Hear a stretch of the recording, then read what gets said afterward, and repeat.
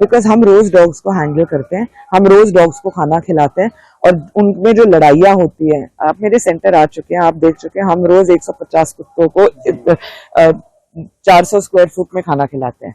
हमारा तजुर्बा का इस्तेमाल करिए। As a Bharatiya Janata also और भगवान के बच्चे ऑल्सो हमें भरोसा था कि आज हमारे बच्चों के साथ इंसाफ होएगा और जो कि होगा। सबसे पहले मैं कोर्ट को एक बात पे डेफिनेटली कंग्रेचुलेट करूंगी एंड सिंसियर थैंक यू कि जो डॉग्स राइटफुली अपने लोकेशंस पे रिलीज होने चाहिए, जो उठाए गए थे रेड फोर्ट के प्रिपरेशंस के लिए, और जो अभी ऑर्डर था कि जो भी कुत्ते उठ रहे हैं उनको छोड़ा ना जाए। अब हम खुश हैं तो कि हमें एक जगह मिल जाएगी और हम बोलेंगे ये हमारे डॉग्स की जगह है। तो लोग अपने घर के सामने वैसे ही नहीं अलाउ करते थे, तो अब ये टाइम है कि हम बताएं कि ये हमारी जगह है और हम खिलाएंगे यहाँ। मेरे अभी मुझे पता चला है the SC has asked for 2 lakh rupees to be deposited, जिनको अपनी आवाज आगे या अपने सबमिशंस डालने हो। एक पब्लिक फंक्शन के लिए पैसे मांगना मतलब कि जिसके पास 2 लाख रुपए नहीं है उसको इंसाफ का हक नहीं है या उसको सुनवाई का हक नहीं है। इंसाफ तो छोड़िए, सुनवाई का भी हक नहीं। इसके बारे में ये बहुत ही मेरे हिसाब से पुअर प्रेसिडेंट सेट करेगा आगे के लिए भी। फीड कराने के लिए ये नहीं बोला है, ये बोला है कि फीडिंग कौन खिलाएगा।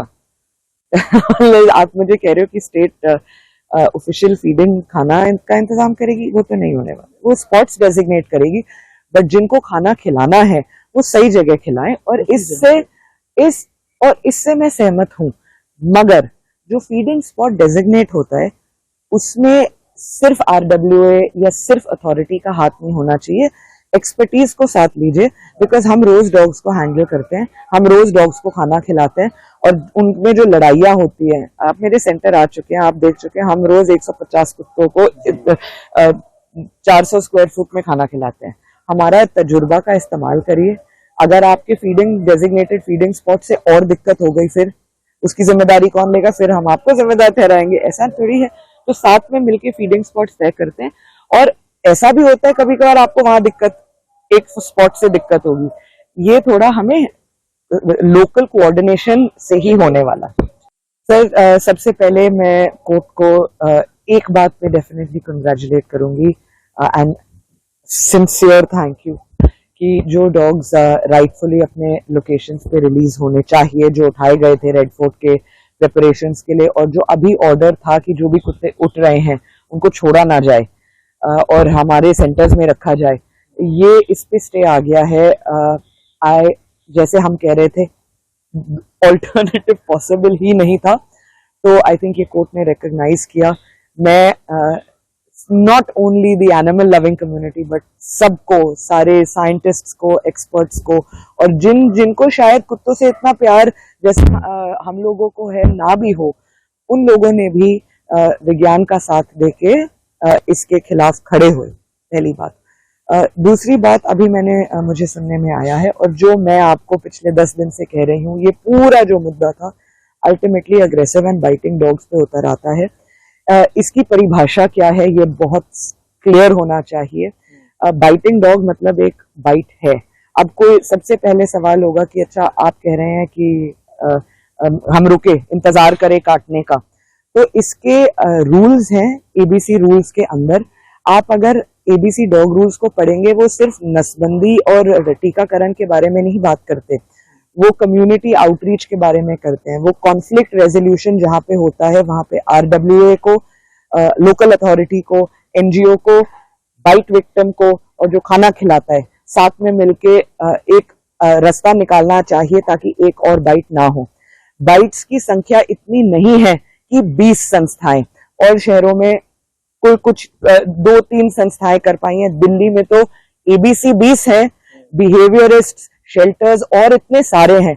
अगर सब मिलके काम करें, अगर सब अपना सहयोग दे, तो बिना कुत्तों को रिलोकेट करके उनका अग्रेशन और बाइटिंग कम किया जा सकता है। अगर हम साथ मिलके काम करें, अग्रेसिव और बाइट, हम डेफिनेटली, ये तो एक ऑर्डर आया है, हम आगे इसमें जरूर अपने सबमिशंस और जो हमारा एक्सपर्टीज पिछले इतने सालों का है वो हम जरूर सामने लाएंगे। और क्या क्या आया है?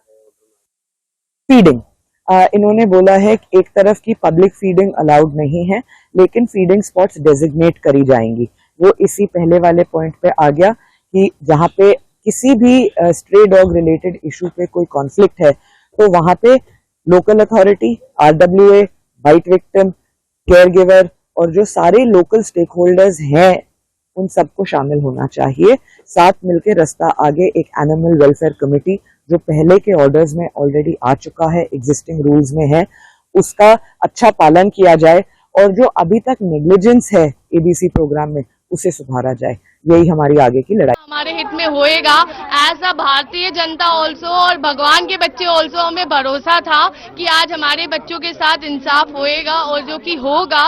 अगर आगे वो जो भी कहते हैं कि फीडिंग पॉइंट्स बनाए या एग्रेसिव डॉग्स के लिए हेल्प कराएं, हम हेल्प कराएंगे, but there should be a proof.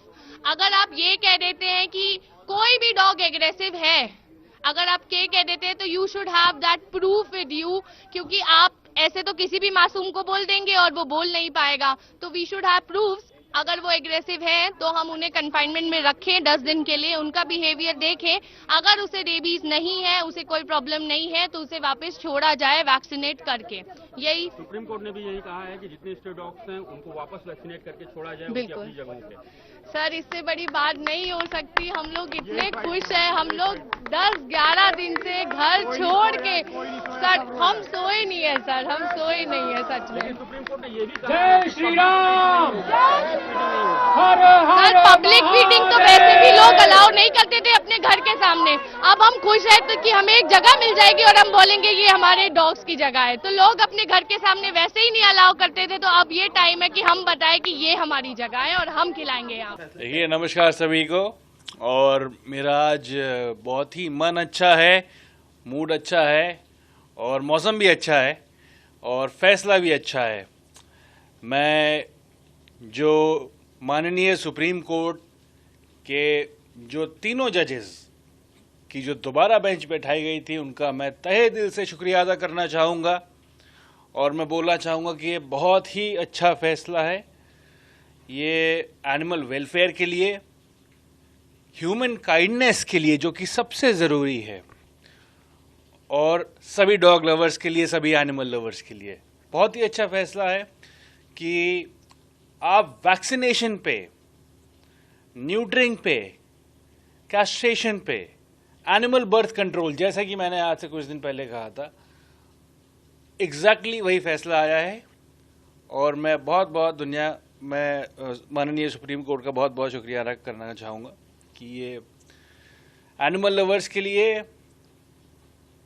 Human nature, एक जो हम लोग काइंडनेस की बात करते हैं, उसको दर्शाते हुए this is a very good decision and I am very happy about it. और कितना वेलकम करते हैं इस फैसले का, कैसे?